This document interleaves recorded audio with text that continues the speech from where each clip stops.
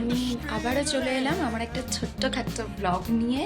তো আজকে দুটো স্পেশাল রান্না হবে, তার একটা ভিডিও তোমরা ইউটিউবে শর্টসে পাবে, যেটা একদমই নতুন রান্না করব, মানে আমিও ফার্স্ট টাইমই খাচ্ছি। আর একটা হচ্ছে যে তোমাদেরকে যেটা একটু কমন সবাই খেয়েছে, সেটা আজকে বড় ভিডিওতে দেবো। তো চলো লেট না করে, আমার স্নান টান হয়ে গেছে, আমি এবার রান্নার দিকে যাই।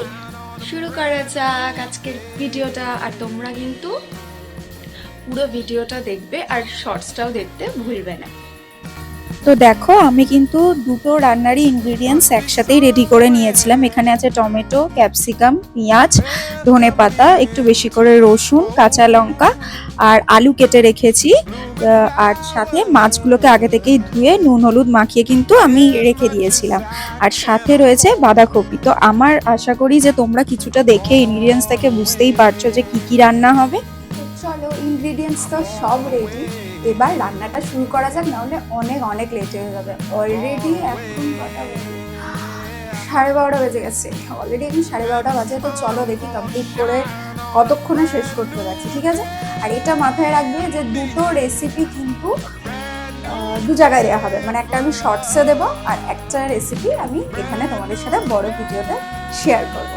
তো চলো লেট না করে শুরু করা। একটা কড়াইতে ভালো করে তেল গরম করে নিতে হবে, দিয়ে যে কেটে রাখা আলুগুলো রেখেছিলাম সেগুলোকে একটু নুন আর হলুদ দিয়ে কিন্তু আমি ভালোভাবে একবারে গায়ে হলুদ দিয়ে নিয়েছি, ঠিক আছে?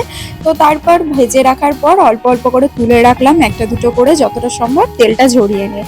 তারপরে ওই গরম তেলের মধ্যে দিয়ে দিলাম একদম রেডি হয়ে সেজে গুজে বিয়ে বাড়ি যাওয়ার জন্য একটু গোটা গরম মশলা। আর তার মধ্যে এই যে কি সুন্দর সুন্দর কালারিং পরিদের মতন যে ইনগ্রিডিয়েন্টসগুলো কেটে রেখেছিলাম, সেই সবজিগুলোকে দিয়ে একটা মেলবন্ধন তৈরি করে নিলাম কড়াইয়ের মধ্যে।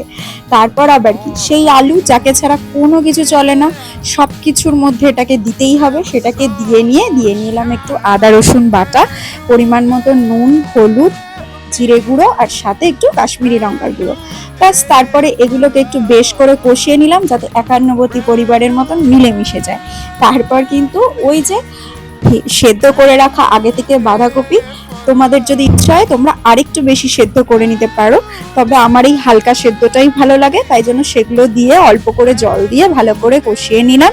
তারপর যখন দেখলাম আলুগুলো সেদ্ধ হয়ে এসছে, তার মধ্যে ভেজে রাখা যে মুড়োগুলো, সেগুলো হচ্ছে সুন্দর তত্ত্বের মতন সাজিয়ে নেওয়া, একটা উপর থেকে ফুলের ডেকোরেশনের মতন। ব্যাস, তারপর সেগুলোকে আরো 10-15 মিনিট কষিয়ে নিয়ে নামিয়ে নিলেই একদম ছটপট তৈরি তোমাদের মাছের মাথা দিয়ে বাঁধাকপির তরকারি।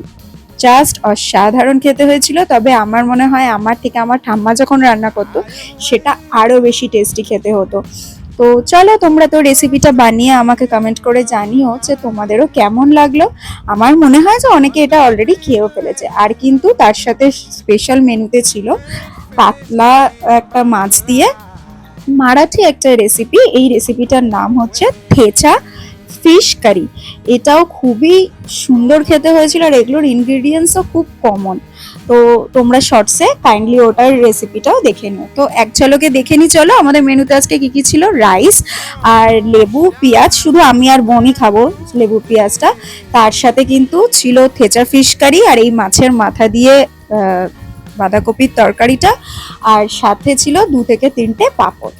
ব্যাস, এই দিয়ে আমাদের দুপুরের গরম গরম ভাত আজকে একদম সাপটে নিলাম। তারপরে ভালো মন্দ খেয়ে আমি আর আমার গুটুলু মিলে দিয়েছিলাম একটা টানা ঘুম। আর তোমরা তো এতদিনে জেনেই গেছো ঘুম থেকে উঠে আমার লাইফের সব থেকে বেশি জোর খিদেটা পায়, তাই জন্য ডমিনোস থেকে অর্ডার করে নিয়েছিলাম পিৎজা। তো চলো আজকের মতন ব্লগটা এখানেই শেষ করি, দেখা হচ্ছে নেক্সট ব্লগে কিন্তু থাকছে শ্রীরামপুরের একটা দারুণ জায়গার খোঁজ। তো চলো দেখা হচ্ছে নেক্সট ব্লগে। Till then tata.